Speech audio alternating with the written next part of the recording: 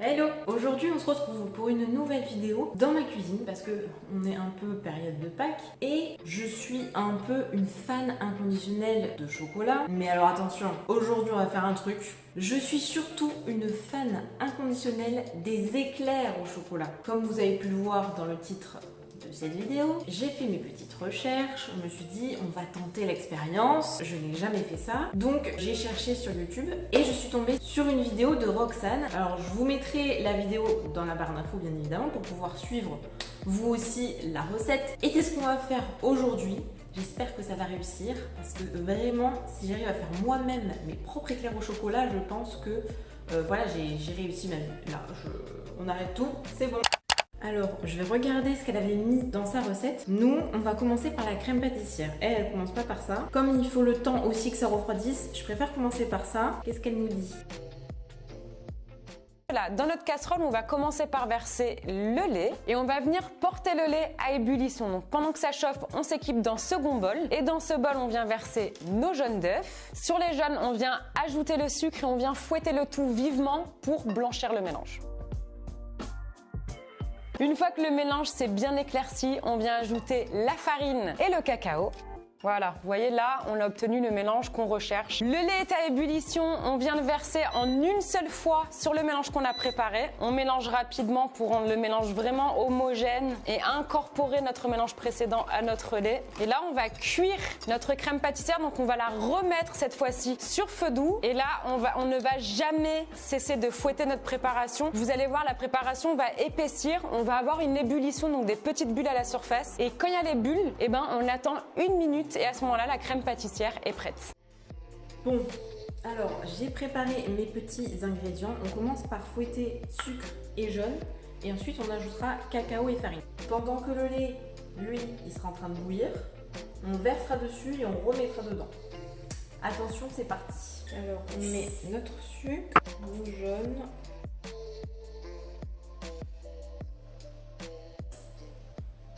la farine,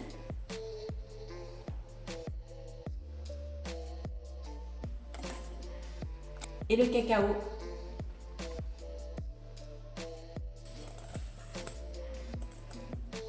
Alors, on a une pâte bien homogène, bien dure. Donc on va mettre notre lait à bouillir. Dès qu'il bout, je fous dedans. Alors j'espère que ça va parce que ma pâte elle est beaucoup plus pâteuse que la sienne, elle est plus liquide. Donc j'espère que ça va marcher pareil. Ça bout, je répète, ça bout.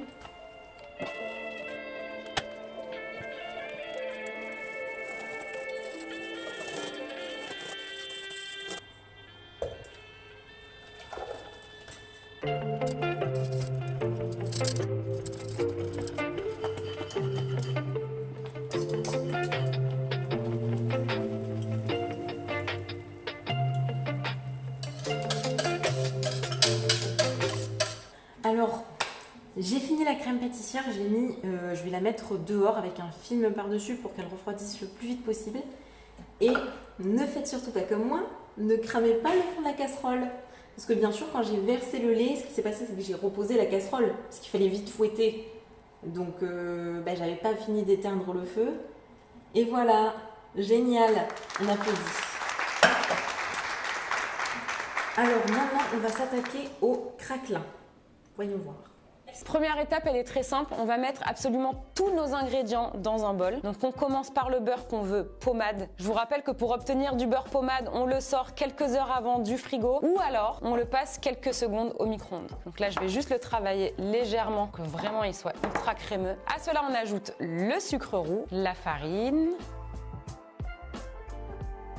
Et on n'oublie pas du coup bien sûr le cacao. On vient travailler le tout à la maryse, c'est très simple. On écrase le beurre contre le sucre, contre la farine, contre notre cacao. Et vous allez voir, on va très rapidement obtenir une pâte bien homogène, notre fameux craquelin. Pour que vraiment votre craquelin soit hyper homogène, ce que vous pouvez faire, c'est le verser sur votre plan de travail et on va terminer de le travailler à la main. Un peu comme une pâte brisée en fait, pour casser vraiment ce côté sablé du craquelin. Là, nous avons un beau craquelin. Il est bien homogène, il est bien lisse. Votre craquelin, vous allez venir le placer sur une première feuille de papier cuisson qu'on recouvre ensuite d'une deuxième feuille de papier cuisson. On vient l'aplatir grossièrement. Nous allons venir étaler notre craquelin le plus finement possible. Vraiment, vous allez voir, on va avoir l'épaisseur de papier de cigarette. Donc là, vous voyez, on a étalé quelque chose vraiment de extrêmement fin. C'est ce qu'on veut pour le craquelin. On va le laisser entre les deux feuilles de papier cuisson et on va le placer au congélateur jusqu'à ce qu'on en ait besoin. Ok, donc c'est parti. Notre beurre. Elle a dit on l'étale un peu. Alors oui, j'ai un beaucoup trop gros bol, mais j'avais plus que ça.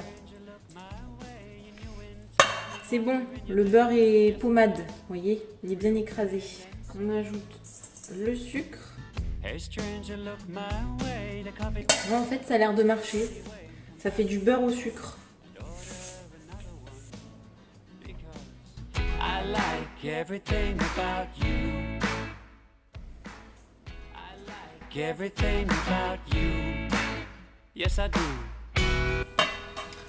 Bon, on va se laver les mains et on va finir à la main parce que ça va être galère sinon.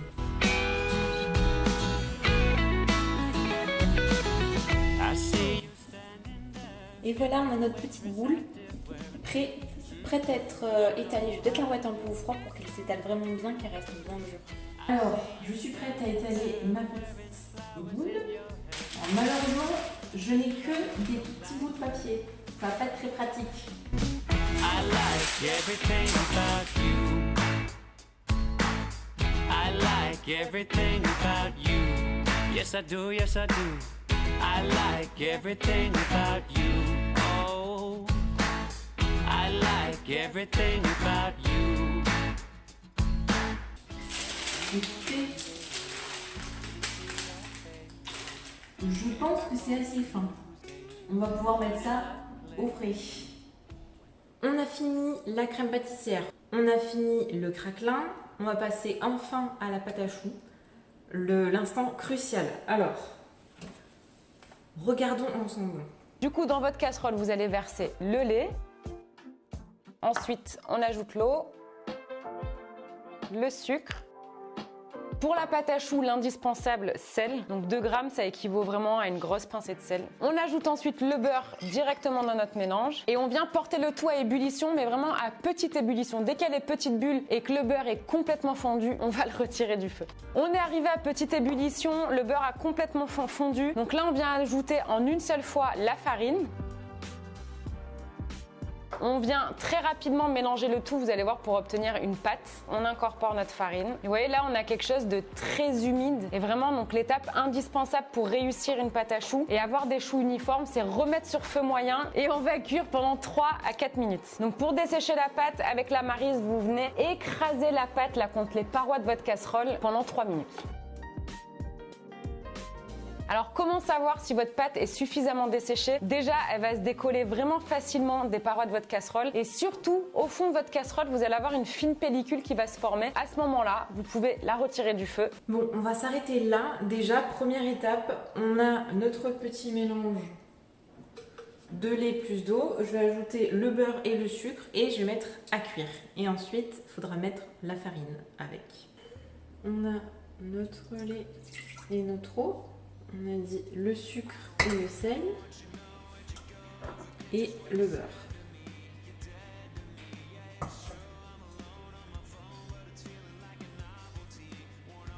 Voilà, on m'a fait faire une bêtise.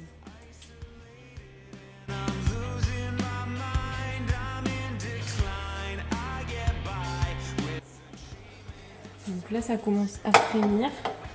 Elle a dit farine en une fois et on mélange. Donc j'ai descendu le feu et on va dessécher.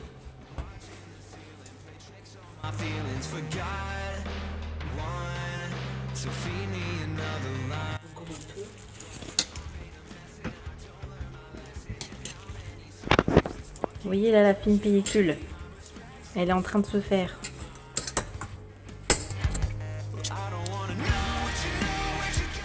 Alors, on va regarder la suite. On va venir la placer dans un bol pour la laisser refroidir à peu près 5 à 6 minutes. Pendant ce temps-là, je vais fouetter un peu mes petits œufs pour avoir des œufs battus. Donc on vient verser les œufs en 3 fois. Donc je fais un premier ajout d'œufs et on vient travailler le tout du coup à la feuille ou à la maryse.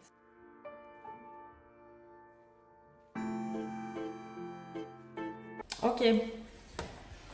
Donc, la pâte à choux, est prête. Vous voyez là, ça fait la pellicule, j'ai bien séché la pâte. Et donc on va mettre au robot et on va ajouter les œufs en 3 fois comme elle a dit.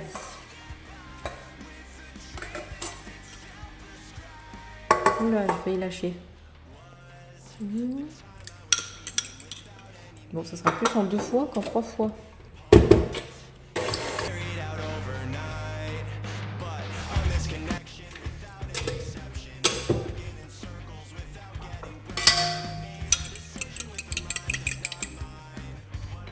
Deux fois.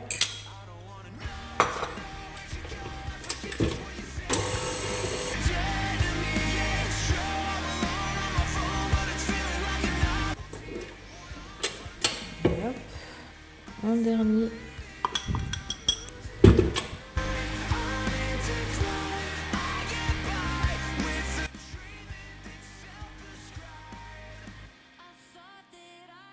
On a fini de faire refroidir la pâte, on passe à l'étape suivante.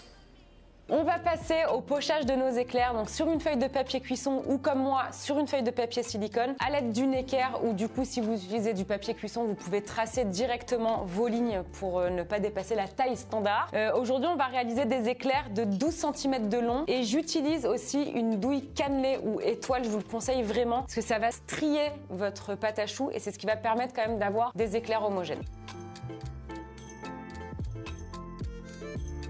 Les éclairs sont pochés, j'ai récupéré mon craquelin qui était au congélateur et qui a hyper bien durci, ça c'est très important. On va vite le travailler parce qu'en plus ici en conditions studio avec les lumières ça va vite réchauffer. Et pareil à la maison, faut pas papoter pendant 1 heure, le craquelin ça se travaille rapidement. On va découper des rectangles de la taille de nos éclairs pour venir les déposer sur notre pâte à choux. Donc du coup je vous conseille vraiment d'utiliser un couteau bien lisse, pas les couteaux à dents parce que ça risque de marquer votre craquelin et de le craquer. Donc très important, votre craquelin, il doit vraiment recouvrir toute votre pâte à choux parce que vous allez voir après à la cuisson, c'est ce qui va faire toute la beauté de l'éclair. Donc là déjà visuellement on a quelque chose d'assez sympa parce qu'on a l'impression d'avoir les éclairs avec le glaçage mais pas du tout. On va quand même enfourner tout ça pour faire gonfler nos éclairs. Ça part à 180 degrés, chaleur tournante pendant 35 minutes. Ok. Think that you would ever believe in me. We have the world in the palm of our hands, but I guess this life had other plans. I let you slip right through the cracks before I go. Think you should know I'm spinning round out of control. Bon.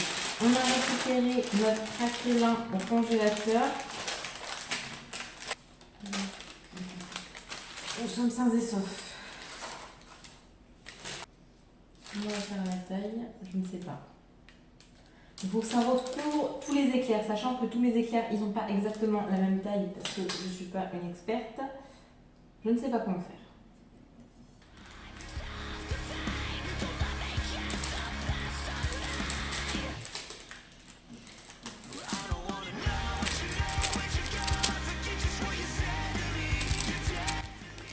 Alors vous voyez là, je vais vous couper parce que on s'y prend à 2 pour couper, c'est une galère. Donc on se retrouve tout de suite après quand on aura réussi à faire des petits craquelins de la taille de nos éclairs.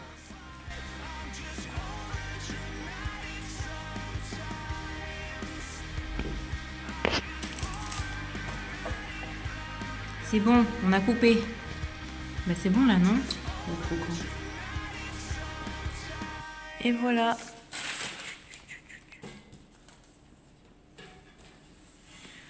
Prêt à mettre au four 180 degrés pendant 35 minutes. Falling on your feet, do you finally see what you're missing? Alors nos éclairs sont au four, on va regarder un peu ce qui se passe à la fin de cette recette. Du coup là aussi, comme la crème pâtissière, on va les laisser complètement refroidir mais à l'air libre et on va s'attaquer au garnissage. Quand votre crème au beurre est complètement refroidie, on va venir la verser dans un bol ou éventuellement dans le bol du robot qu'on va venir la détendre. Quand la crème pâtissière est bien détendue, on va venir la verser dans une petite poche à douille. Alors pour garnir vos éclairs, donc vous allez donc vous équiper de vos petits éclairs, de votre crème pâtissière et on va venir retourner l'éclair et faire en fait 3 trous sur la base de l'éclair. Donc vous pouvez trouer directement avec votre douille. Moi ce que je préfère faire c'est j'utilise un petit ciseau, je fais mes petits trous. Vous récupérez votre crème au beurre munie d'une petite douille que vous enfoncez dans les trous que vous avez fait et vous appuyez pour venir garnir votre éclair. Bon, ok, il n'y aura plus qu'à attendre que ça refroidisse, faire 3 petits trous et ensuite envoyer avec la poche à douille la crème pâtissière. Oh, regardez, il reste 22 minutes, ils ont hyper gonflé là, ils vont finir par se rencontrer là. Ça va pas du tout, ils sont énormes. Est-ce que vous aussi, quand vous faites un nouveau truc, vous attendez devant le four que ça soit cuit? Parce que clairement, on en est là. Je surveille, ils deviennent énormes, c'est un truc de fou. Je pensais tellement pas que ça allait aussi bien réussir. Il reste 2 minutes, il reste 2 minutes. J'attends encore là, 2 minutes. Regardez-moi ce résultat. Ils sont énormes.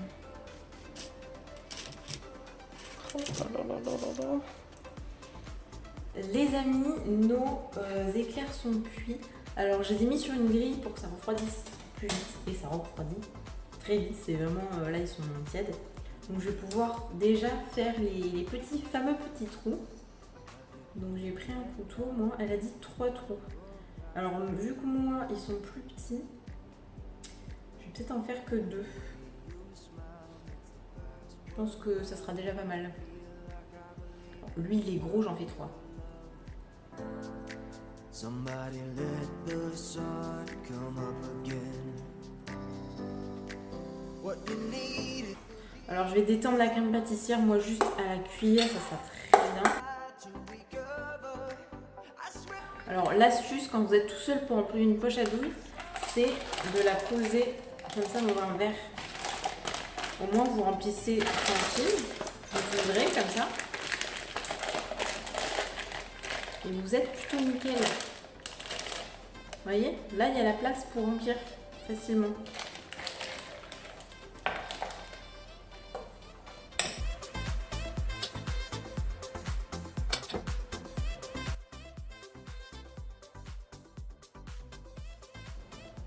C'est possible, il n'y a pas tout ça qui rentre quand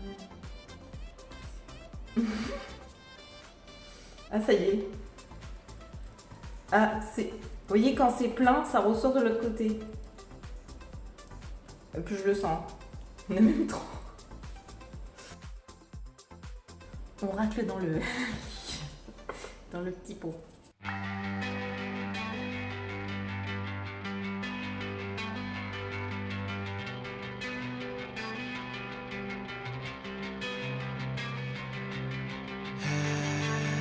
Down day to day and I don't make a sound, but everyone's J'ai fini les petits éclairs au chocolat. Alors bon là, il y en a pour la petite présentation. Là j'en ai mis certains sur le dos parce que vu que ils n'ont pas encore passé au frais, ben, du coup la crème n'est pas durcie.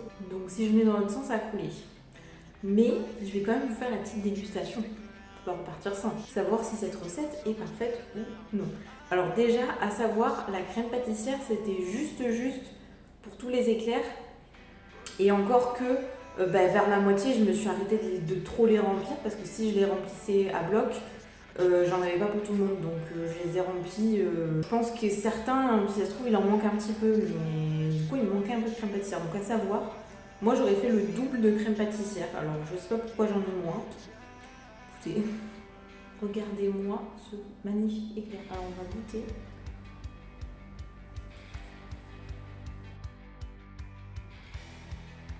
Ça reste excellent.